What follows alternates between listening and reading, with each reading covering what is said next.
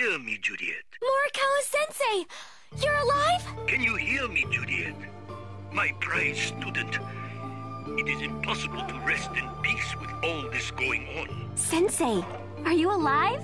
He just said rest in peace, Juliet. Maybe he's trying to take a nap, Nick. His voice is all ghosty and creepy and weird. It's a sure sign he's dead. Yes, dear. I am contacting you from the land beyond words.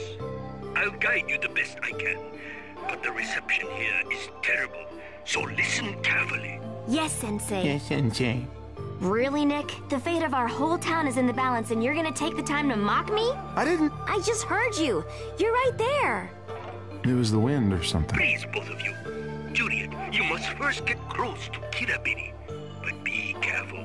He is, shall we say, cranky. What up, guys? It's Bananaowns here, bringing you episode 26 of my Lollipop Chainsaw Let's Play, and this is the second to last episode, but this is the last episode in which you're going to be hearing my beautiful voice, and I apologize right there for my phone going off. My mic picked up my hey listen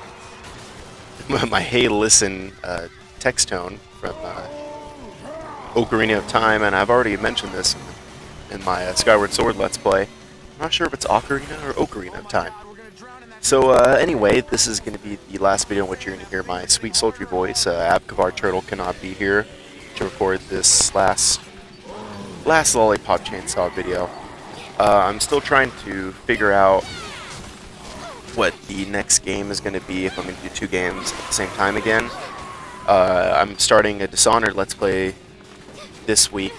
Yeah, when this airs, the Dishonored Let's Play will start. So I'm going to try to see what I'm going to do on Tuesdays and Thursdays now that this one is going to be done. I'm also trying to come up with another new schedule. So Monday, Wednesday is Dishonored. So Tuesday, Thursday, I don't know what it's going to be at. Friday is a random day. Could be pretty much anything.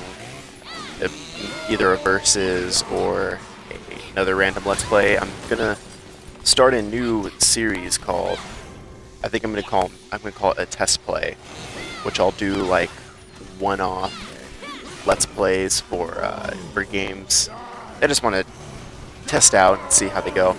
And that first episode of full play, now I'm ripping off the Achievement Hunter guys. Yeah, so the first episode of test play should be coming up, I think, next week, probably on Tuesday or Thursday, depending on how I work out the schedule, and it'll be Mark of the Ninja. Now I don't know if I'll do a full Let's Play of that one, and this is the whole point here is just you know, test some games and see if I can start a new Let's Play.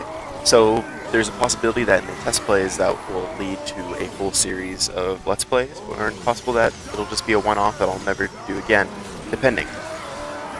So with that out of the way, we're at the last level of Lollipop Chainsaw, the last boss. This is a fairly short level in regards to the standard level length of the game. This is about, I think, 15 minutes of gameplay or such, something like that. Not an awful lot. It's definitely not the biggest challenge. So it's this last boss, which is this giant, morbidly obese, which I suppose is kind of redundant since I called him giant earlier, but it's like this morbidly obese Elvis demon zombie thing. Now I just probably butchered that, but hey, you know, what can you do? What can you do? So let's make our way through, and of course this level has you just dodging random cars and killing more zombies, and it's the same old fare from Lollipop Chainsaw. So this being the last episode that I'm talking to, I'll just talk about my freaking...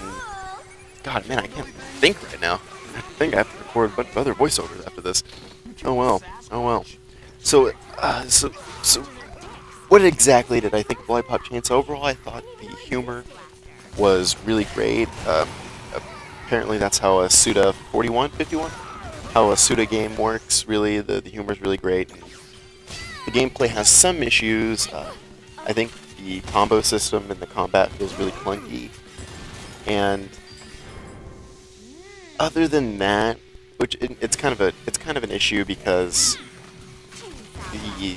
the whole focus is on the chainsaws and such, so it's just really awkward. But so this game, it's not the best game ever. I would say the comedy and stuff and the sheer ridiculousness of it puts it really, really high up. But I don't expect like a AAA experience from it. So let's enjoy. I'd give it about a 7 out of 10. It's pretty average, but depending on how you like the comedy and such, it could be a pretty good buy. I got this for like $12, so in the end I got like 5 hours worth of playtime, and I always can play through the game again if I really want to. So that's pretty good. So it's been a while since I've talked about basically what I've been playing lately. The Steam sale ended just last week, I guess, yeah. Yeah, so the Steam sale ended just last week, and I've already mentioned some games I picked up. So Mark of the Ninja I got on Steam, which if that goes on sale for a really good price on Xbox, I'll probably buy it on Xbox, because I'm having trouble recording with wraps right now. It didn't do this before, but it's causing really big slowdown now, and I think it's just my computer overheating. I need to get a cooling pad or kind of look into that. So yeah, Mark of the Ninja, I've already mentioned. Saints Row 3rd is another big one that I really want to buy on Xbox as well. But I got that for $5 on Steam. And then Star Wars Battlefront 2, which pretty old game. I might actually end up doing something with that. Get the Flying Tomato together and play some Star Wars Battlefront 2. You know, all that fun stuff. But yeah, I haven't been playing too much Steam games, actually. I haven't been playing too many Steam games. A little bit of Mario Ninja and such there. But I've been playing a lot of... I've been playing a lot of Witcher 2 lately. It's a great game. I recommend that. I got it for $10 on the Xbox Live Ultimate Game Sale or something that they did. And I played through it twice already and got all the achievements, which I feel pretty proud of myself. Now, I really recommend Witcher 2. Important thing to know about the story in Witcher 2 is that everyone's an asshole, and there's no good or bad decisions. Everything's like super gray in terms of choices, and your choices do have a significant effect on the way the game actually ends up playing out, like where you go and such. So yeah, so that's pretty cool. It's pretty cool. I've also been playing Borderlands 2 and playing those DLCs right now. And I've made my way through the Scarlet's Booty, Pirate Booty, whatever the fuck it's called, the Torg one. And I also made it through the single player of the Hammerlock one, but I still had to do all the side quests for Hammerlock. And I had a buddy help me do the raid bosses, so I'm pretty thankful to Flying Tomato for getting those done for me. And I don't have Tiny Tina's DLC yet. I'll buy that when it goes on sale, because right now I think it costs less. The season pass was more than what the games were on sale, or like in the end I'll end up spending more, unless the season pass goes on sale. Surprise! And with the new DLC and stuff like that, they might do a second season pass. So this boss battle, fucking. I talk about clunky. I talk about like clunky gameplay mechanics in this game. This is one of them. It's a really awkward boss battle, actually. It's like you have to move his arm and shit so you can move, and it's just really weird to me. I was just like, okay, what the fuck do I shoot? I spent a lot of time just thinking like, what the fuck do you shoot? See, because you use your chainsaw to move his arm. It takes me a little bit to figure it out, but eventually I do figure it out. I don't even remember what I was supposed to do, actually, which is kind of sad, and shows you how much I paid attention. Let's see, let's shoot him. Oh, you see, there you go. You shoot him in the face, I guess. There we go. Oh, you shoot him in the face. Oh, that's handy. Or facey. That was a really bad joke. I apologize. You know, you can't have them all. All great. God damn, this is such a fucking boring boss segment. It's impossible, he's too strong. I really enjoyed Nick. Nick was pretty funny in the game. Actually, with his disembodied head and sexual innuendo. I think one of my favorite cutscenes in this game was like Nick talking, was like Juliet making a remark about how good Nick is with his tongue or something like that. Or something that wasn't meant to be quite taken, not meant to be that dirty, but it was really funny because it was like Juliet's dad. That was pretty... I got a good laugh out of it. Oh, so let's keep finishing off this King Killabilly, I think they call him. Fucking in the face! Straight out of Hangover 1. Oh yeah, this is such a great voiceover. If anyone watches this, I apologize of the voiceover quality. But hey, not everyone's going to be the greatest. There's going to be a few clunkers in there. Okay, now begins the main boss battle. So, you gotta basically fight him, and you can take out like his fingers and such. And that's pretty much my main goal. Is I wanted to get an achievement for taking out some of his fingers. And he just does some Elvis thing to move the car he plays with like a 2-year-old, which is really awkward, of course. So let's see here. Fucking backflip. Oh yeah, do you guys like my outfit I'm wearing? I'm wearing an American Date Night.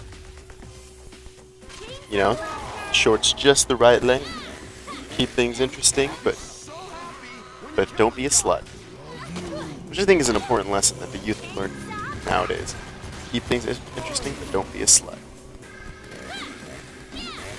So yeah, he regenerates his fingers, which is kind of... Oh, and then, God, sends waves of greaser zombies to attack you. This is a very stereotypical school, in which a cheerleader has a chainsaw and fights zombies, but they have like greasers, jocks. I don't know if this is supposed to be set in modern times, or... Well, it is set in modern times, but they have like some 50s-esque. Reminds me a lot of I don't want to say Indiana Jones and the Crystal Skull because I don't know how I feel about that, but it kind of does. Yeah, just a little bit. Just a little bit. God damn, that is disgusting. I like that. So I'm recording this. I don't really want to comment on this, but was it Phil Fish, the dude that made Fez, canceled Fez 2 and kind of acting. No, I shouldn't really talk about this. I say I need just one person to watch this and for this to become viral just because of that. I think. Because, what was it, Marcus Beers, from, I think, GameTrailers.com, was it Angry Gamer or something like that?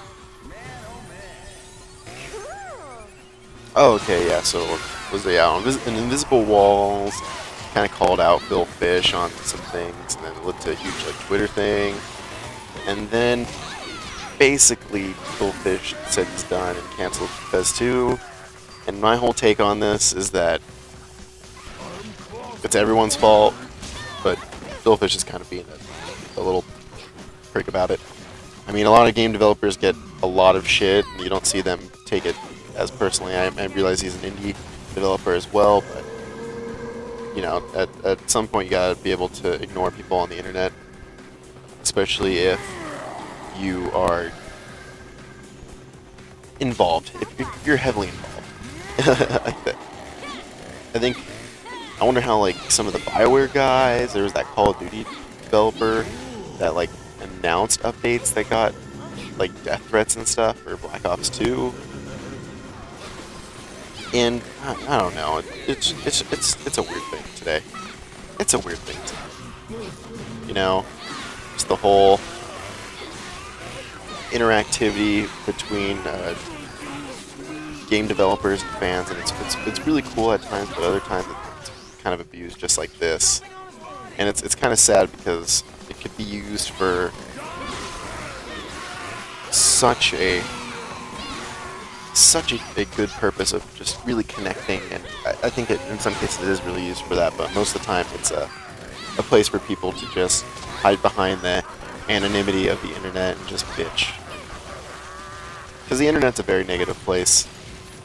The inherent irony is I complain about a lot of things on my Let's Play videos, that, especially gaming related and such. Like I've already talked about Xbox One, and I think people are just being blind fanboys for the Xbox One and for Sony too as well. It's kind of this whole big dichotomy, and it really, I think this is one reason why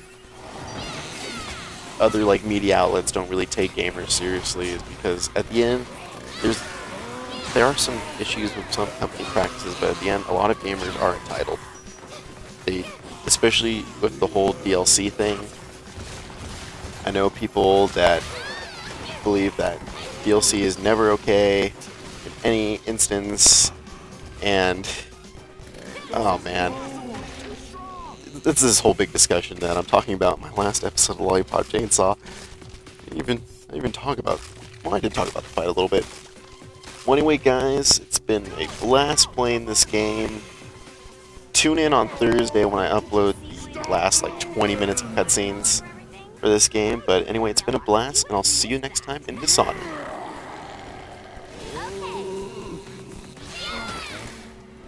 was pretty cool. He's shown his true form.